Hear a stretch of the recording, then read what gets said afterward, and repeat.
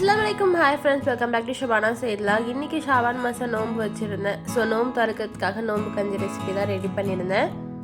அதுக்கு ஒரு பாத்திரத்தில் எண்ணெயும் நெய்யும் சேர்த்துட்டு அதுக்கப்புறம் அந்த கரம் மசாலா ஸ்பைசஸ்லாம் சேர்த்துக்கலாம். சேர்த்ததுக்கப்புறம் ஸ்லைஸாக சாப்பர் ஆனியன் சேர்த்துக்கலாம்.